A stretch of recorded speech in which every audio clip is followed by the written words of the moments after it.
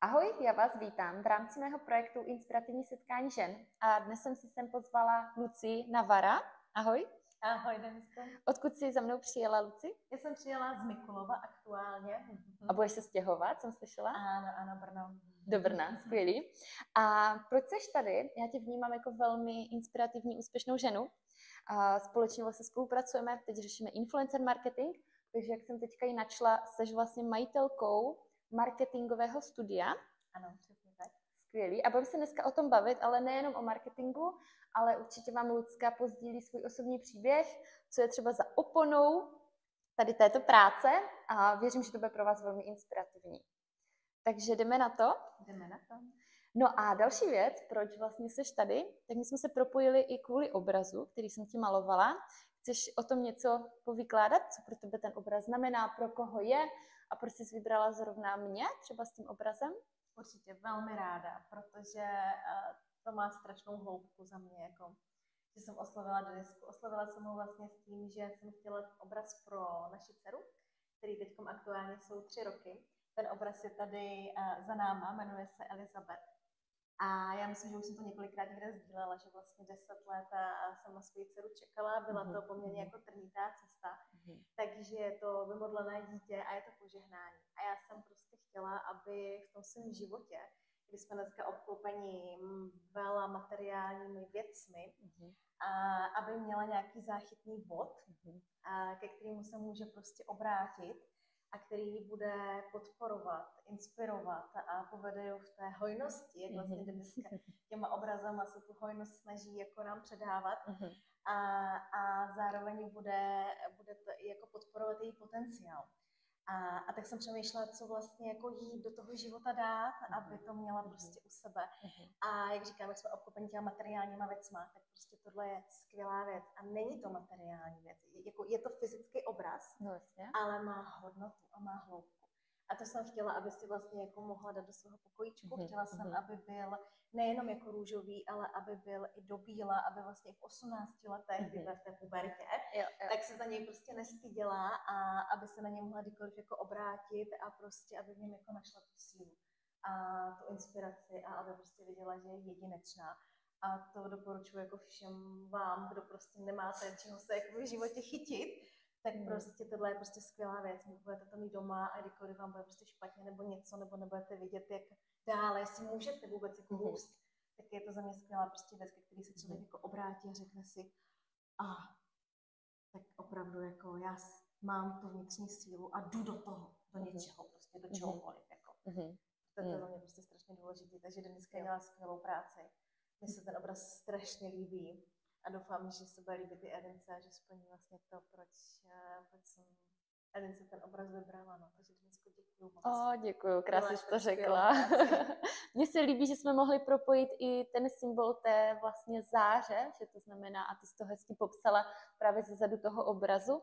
Máme i věnování od vás ze srdce, vlastně od maminky, od tatínka, jak chcete, aby přeprovázel tím životem. Tak to bylo také jakože fakt dojemné. A je to hezký, že fakt takhle si má na co obrátit, na koho obrátit. Takže taky děkuji, že jsi vybrala mě. Mně se hrozně líbilo, že vlastně dneska přišla s tím symbolem a je to vlastně náboženský symbol, který vlastně symbolizuje jako víru, sílu a má vlastně jako dát Elince možnost vlastně jako rozářit ten svůj potenciál. Ano. Takže jako... Aby nestratila tu jiskru v tom životě, tu svou jedinečnost. Super, hezky o tom mluvíš, no. Jsem teď chtěla říct, budeš moje marketačka, ty seš vlastně moje marketačka částečně, protože teď spolu řešíme influencer marketing, že? Ano. Takže k tomu se určitě taky dostaneme. Hele, Lucinko, tak já moc děkuju a začneme první otázkou, kterou jsme tady společně připravili a mě by zajímalo, co by si spřála, aby si o tobě a o tvém podnikání vlastně jednou pamatovala tvoje dcera. Rozhodně, že nepodnikám jenom pro peníze. A chtěla bych, aby si pamatovala, že jsem podnikala jsem a kvůli nějaké hodnotě tady ve společnosti, protože kdyby jsme nepřinášeli nějakou jako hodnotu, tak tady dneska nemáme továrny, nemáme tady prostě železnice. Nedávno jsem slyšela nějaký podcast, kde nějaký psycholog, vývojový psycholog říkal, že jsme tady na světě proto, abychom rodili děti. Abychom je porodili a vychovali.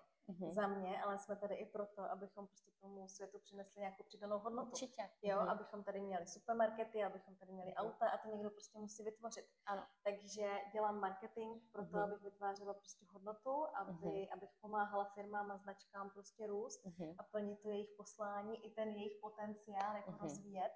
A to chci, aby si pamatovala moje dcera, že podnikání není proto, že, nebo o tom, že vyděláváte peníze. Jo.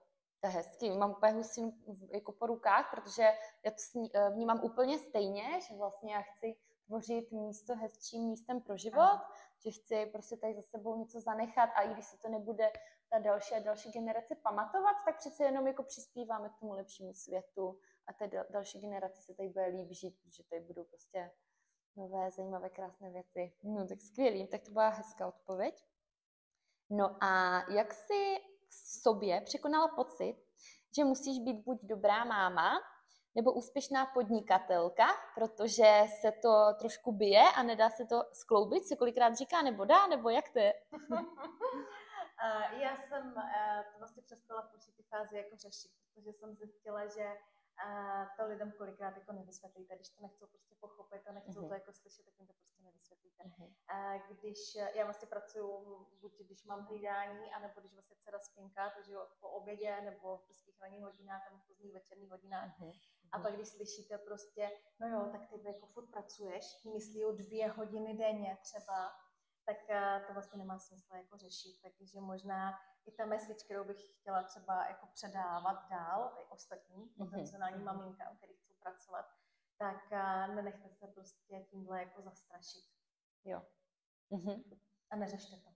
Je to tak. Je to o vás. Dělej to tak, jak to cítíš ty prostě a ty víš, že dáš maximum své dceři. Prostě. Super.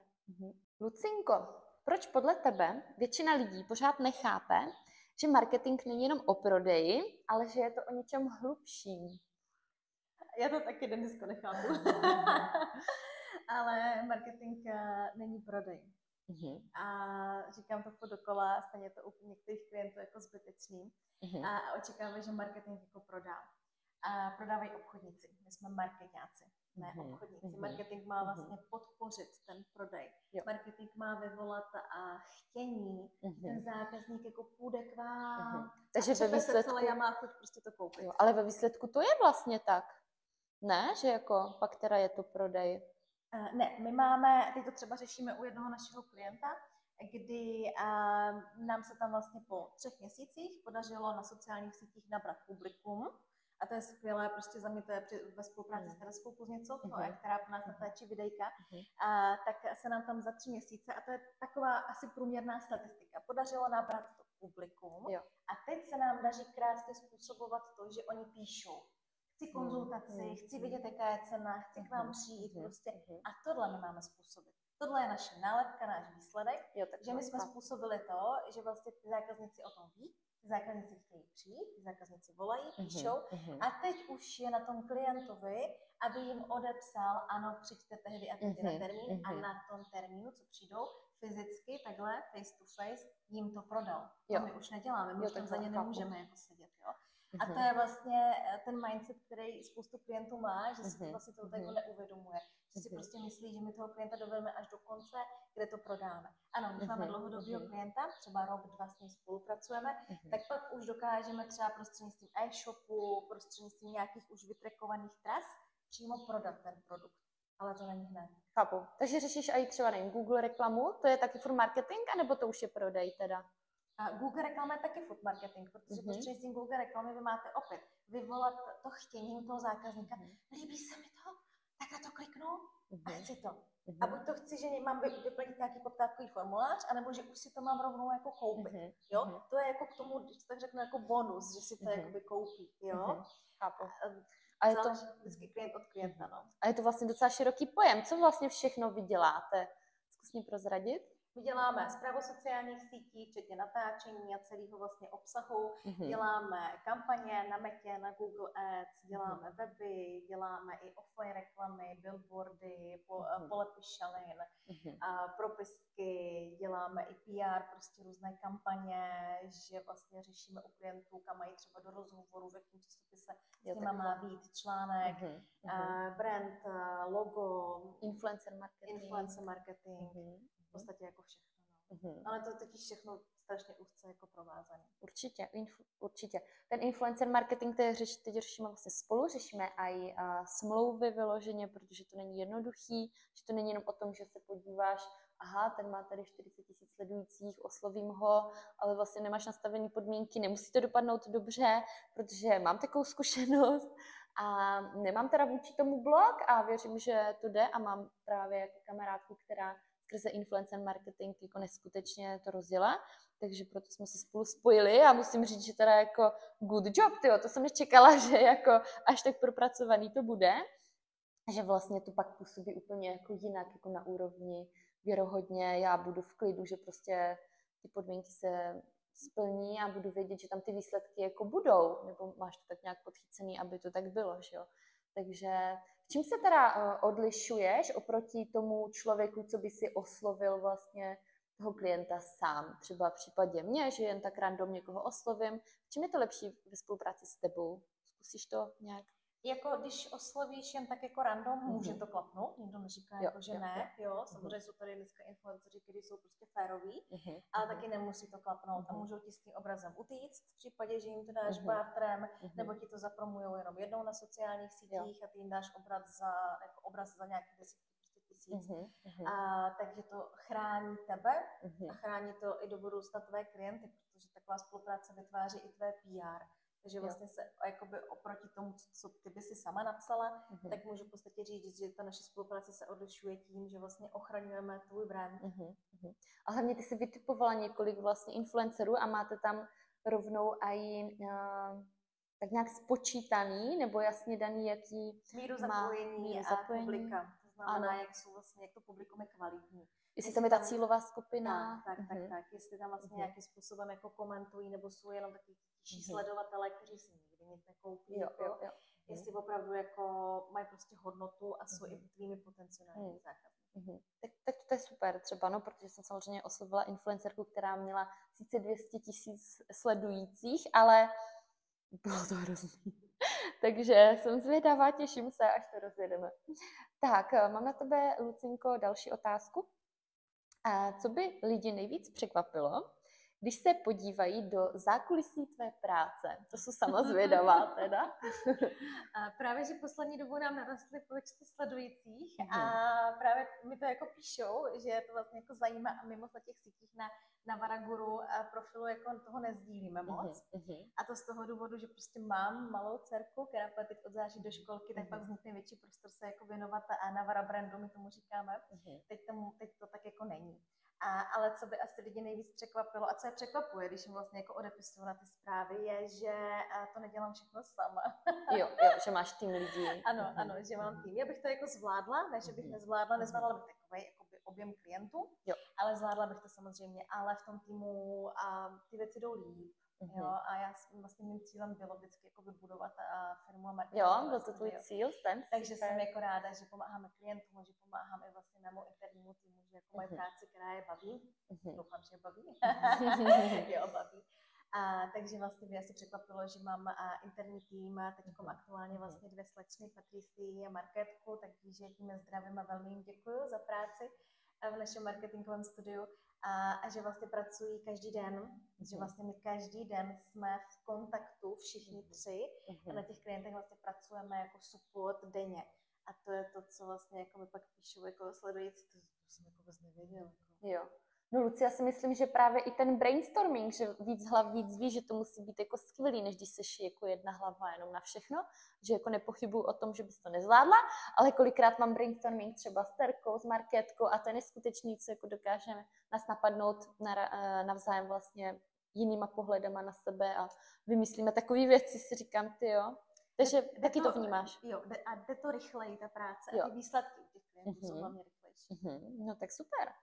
Takže ještě se zeptám, to na to navazuje, jak vlastně vypadá nebo nevypadá tvůj běžný den, jak teda vypadá tvoje realita, když zrovna není Insta ready. Já jsem se tě ptala, co znamená vůbec ten vlastně pojem, to znamená, co není teda na těch sítích, protože tam přece jenom obě dvě sdílíme nějakou jednu setinu prostě našeho jako života, spíše ohledně práce, co se nám třeba povedlo a co je ještě dál zatím, co nezdílíš třeba a co by nás mohlo překvapit. A tak asi by vás překvapilo, když sedím s masnýma vlasama nebo špinavým tričkem od oběda mé dcery u počítače a řeším nějaký super věci klienta, když jde dcerka jako po obědě spát. Tak to by vás asi překvapilo, nevím, jestli by vás to na těch sítích zajímalo. Ale jo. Ale já tam vlastně sdílím většinou, když jedeme ke klientovi na nějaký natáčecí den, což je tak jako 1/10 té celkové jako práce. A ty denní aktivity za tím počítačem jako to fakt jako nezdílíme. A jestli vás to bude zajímat, napište do komentářů pod videem. Udělej nějaký timelapse, že si tam dáš stativ a budeš se 10 hodin v kuse natáčet, ne? Pracuješ i tolik hodin v kuse? Vlastně nejde, ne, vlastně s přestávkama, protože třeba ráno 5 hodin, pak když teda usne třeba 3 hodiny a večer třeba 4 hodiny, když je to tak jako potřeba, jo. Ale no, tak to asi jako je můj život mimo Insta realitu. No jsi dobrá, jak to zvládáš s malou dcerkou. Já třeba rozjíždím podnikání tím, že nemám děti ještě, takže obdivuju ty, co už děti mají, takže klobouk dolů. A bavili jsme se i o tom, že je třeba vlastně delegovat tu práci, takže ten tým prostě, to je třeba, jako jestli chceš expandovat a vlastně zajistit těm klientům prostě tu nejlepší odvedenou práci. Takže skvělý. No a mám tady další otázku na tebe. Kdy jsi naposledy řekla, že to fakt nejde všechno stíhat a co jsi s tím potom udělala? To bylo loni. A kdy toho fakt jako bylo na mě už moc, ta práce versus výchova dcery.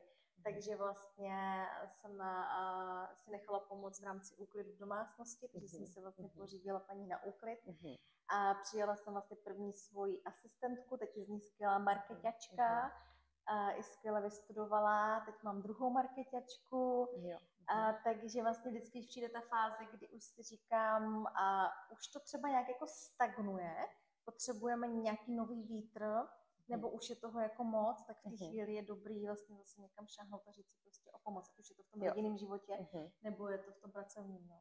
Určitě.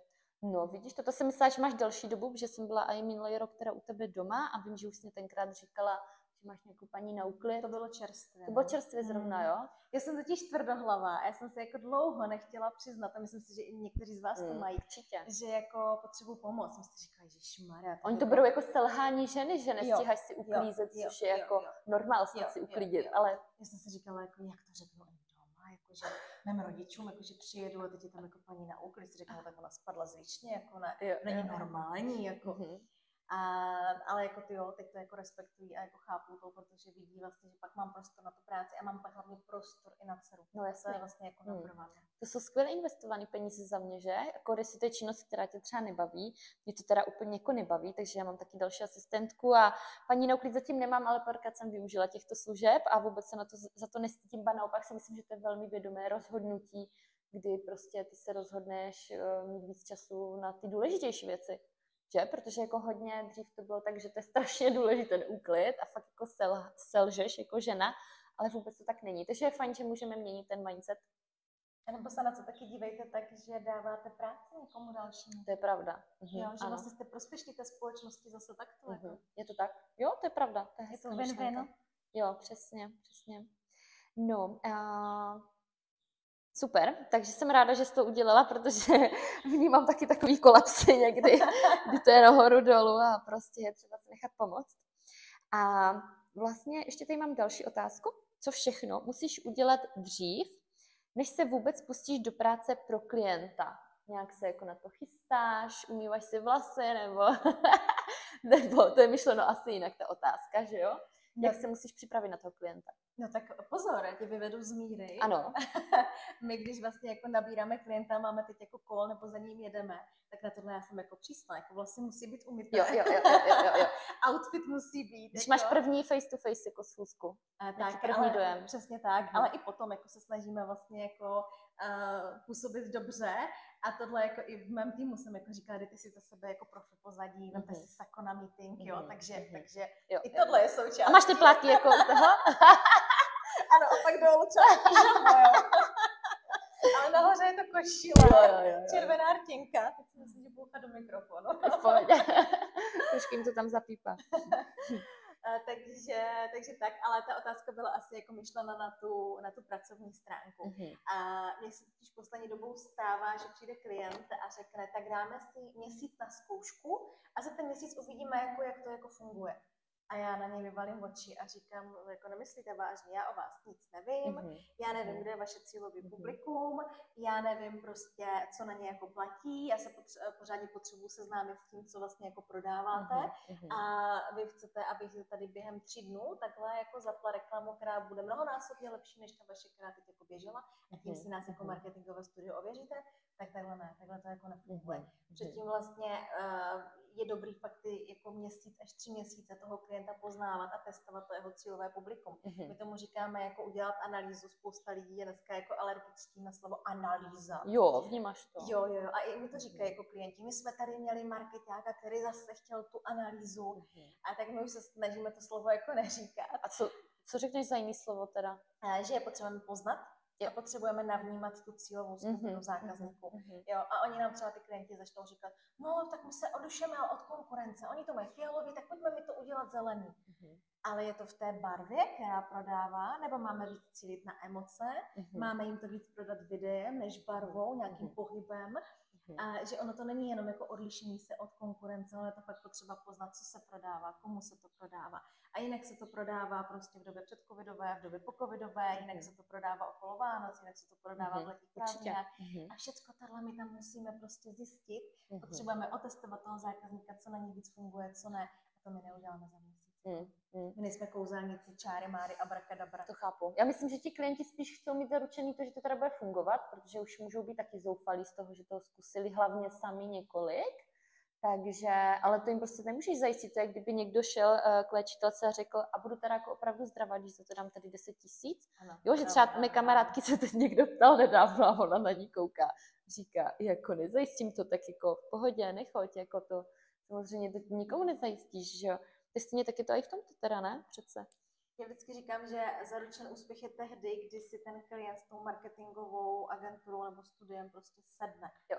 Kdy fakt mají jako stejný mindset, teď je vidět, že to jako ladí, protože když už to skřípe jako na začátku, tak ten výsledek pak nebude, protože máte tu pozornost zaměřenou na tu negaci, na to, co tam nejde, a ne na to, co by tam mělo jít, takže to neporoste, jako ani ten marketing, ani pak ten výsledek, ani ty prodeje.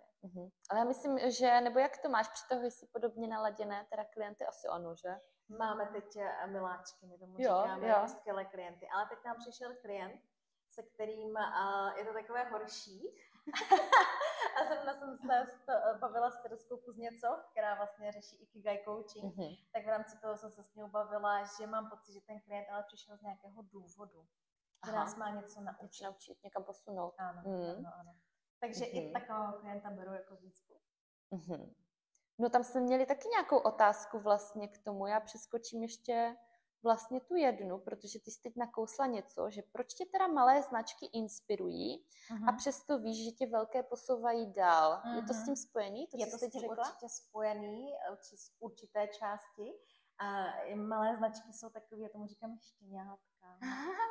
To jsou takové nuancy a my tam vlastně můžeme způsobit krásné věci. Oni jsou jako většinou nepopsaný z papíru, anebo toho moc neskusili.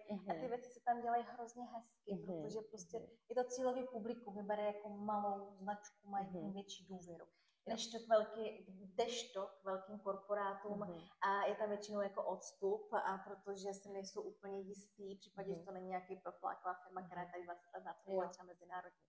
Takže tam jako musíme postupovat opatrně, ale jsou to zase větší jako výzvy, protože tam jsou větší schvalovací procesy, trvá to díl, je tam silný brand, který my nesmíme pokazit, ale musíme naopak způsobit jeho jako růst, takže je to větší jako výzva. Máš víc těch velkých firm, anebo těch malinkých? Poslední dobou máme víc velkých. Jo. Máme teď velké korporáty tady v České republice, máme i v Bosně a máme i velkého klienta v Dubaji teď. Gratuluju, wow. No, tak já jsem takové štěňátko, že? To je hezky, ale mně se líbí právě u těch malých značek, že tam znáš toho člověka, prostě kde za tou oponou a prostě může to být takový love brand, že jo? A pak u těch velkých značek to nefunguje vůbec, takhle tam se musí postupovat přece úplně jinak, že? Přesně tak, přesně tak. Tak já jdu k té otázce předtím. Co ti drží, Luci, nad vodou, když to s klientem teda nefunguje a máš chuť s tím seknout? Sekla jsi už někdy s někým takhle?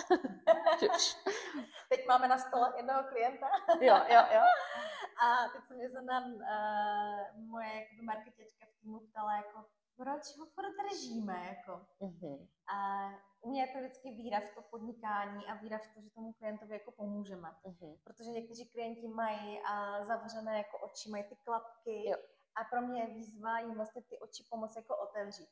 U těch klientů, u kterých to pak už nejde, tak samozřejmě jako odejdeme s pokorou a řekneme, že prostě takhle to jako nejde a navrhneme i nějaké řešení. Třeba najděte si svého interního marketáka, se kterým se v tom budete takhle babrat a nebudete řešit tu strategii, protože třeba tohle vy zrovna aktuálně myslíte si, že jako potřebujete. A teď nevím, jestli odpověděla na tu otázku. Jo, co tě vlastně v tom drží dál, anebo jestli... Určitě víra jako v to podnikání, že pořád tam mám za sebou to, že se snažíme jako pomáhat těm klientům. A co tam většinou skřípe? To, že má teda ty klapky?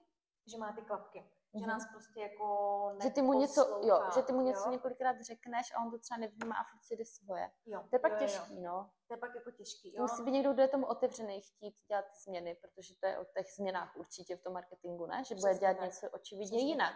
Protože když to dělal doteď nějak, tak asi mu to nefungovalo, tak musí něco změnit, že? Ale zase ne změny support během 24 hodin.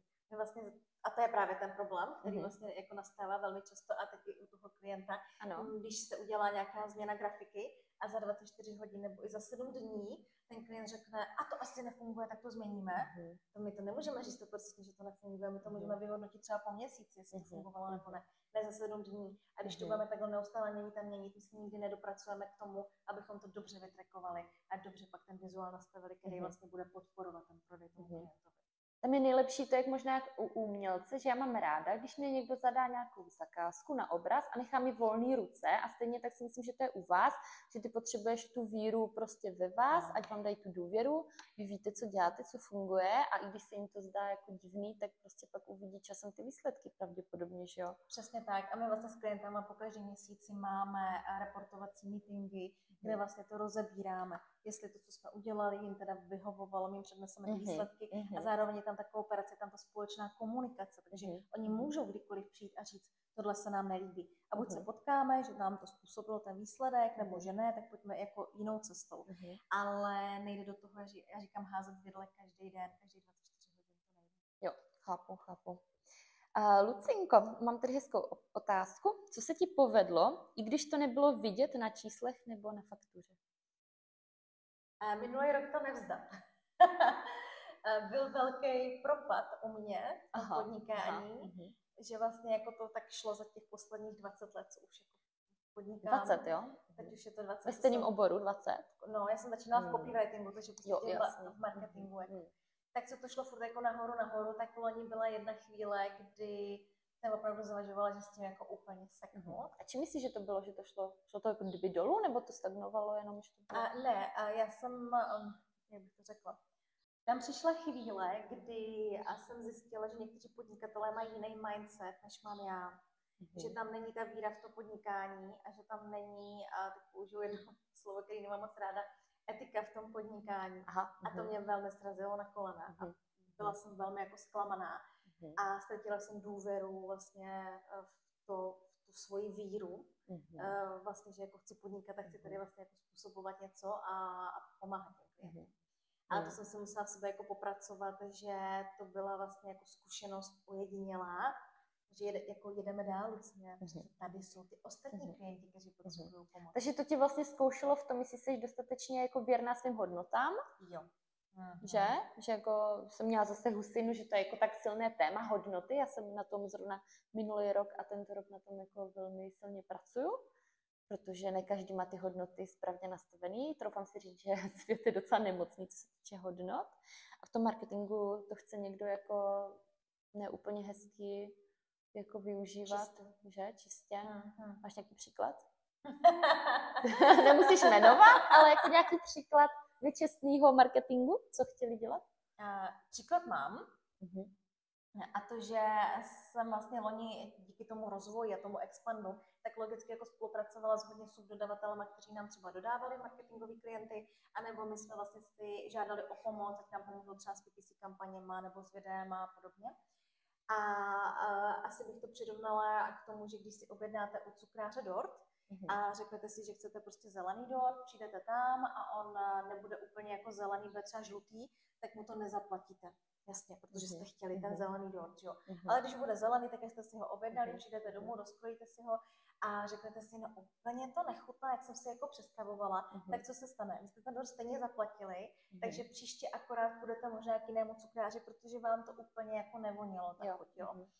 A demonstruju to z toho důvodu, protože se mi loni stalo, že vlastně jsme odvedli práci, jsme udělali, upekli ten dort, ale za ten dort nám nebylo zaplaceno, a nebo jsme vlastně si najali někoho, kdo nám na ten dort dá ten marcipán a ty figurky, a on nám to tam nedodal, tak jak my jsme si představovali, nebylo to třeba růžový, jak jsme chtěli, ale bylo to modrý, nebo to bylo z půlky, ta figurka měla třeba uřízlou hlavu a on chtěl vlastně za tu práci zaplatit. A v tom marketingu je to strašně jako ošemetná záležitost, že u toho dortu vy přesně víte, máte ten produkt, jo, to jsem i u toho třeba obrazu, jo, ale u toho marketingu, jak je to služba, tak je to těžko jako měřitelné a tam pak vznikalo prostě tady tohle, že jsme se jakoby dohadovali, co bylo, co nebylo, no. Jo, chápu. Takže tam jde o to sladit ty vesmíry, ne, ve svých hlavách, nebo co by tomu mohlo předejít teda? Za mě smlouvy. Smlouvy. My jsme teď začali v našem marketingovém studiu vlastně s naším právním zástupcem, který vlastně mi loni pomáhal se všema tady těma nešťastnýma spoluprácema, tak vlastně jsme začali připravovat jako smlouvy. Jedna věc je, že možná už teď jako dokážeme líp vycítit, která ta spolupráce jo nebo ne, že více na to jako zaměřujeme, jestli ty hodnoty máme sladěné, ale ne vždy to jako odhadnete taky. Takže pak prostě, abych ochránila naše klienty a ochránila i svůj tým, tak rozhodně smlouvy. Tak jako s influencerama, tak i tak. My teď v marketingovém studiu musíme mít smlouvy. No. Jo, a neměli jste dřív moc? A neměli. Aha, ok. No tak super, děkuji za sdílení. A ještě tady mám teda poslední otázku. Vlastně ty jsi měla teďka i teda zlomový rok a za ten poslední rok se ti to sypalo. A co jsi díky tomu pochopila? Díky tady tomuto sesypání, nebo jak to nazvat, tomu transformačnímu roku. Propad, co tam přišel, ano, byl tam růst a pak byl propad. A pochopila jsem, že nesmí mít sama přes sebe. Ty jsi vlastně před chvíličkou na to krásně jako odpověděla, a mít ty klienty i ty spolupráce na stejných hodnotách postavený. A utvrdila jsem se v té víře, v to své podnikání.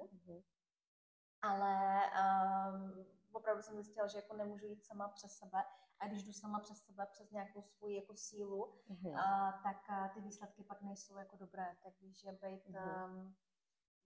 Ty to možná říkáš líp, tuhletu jako myšlenku, protože už párkrát jsem to u tebe jako na stričkách slyšela, tak já to řeknu tak jako laicky, prostě být sama se sebou jako v pohodě.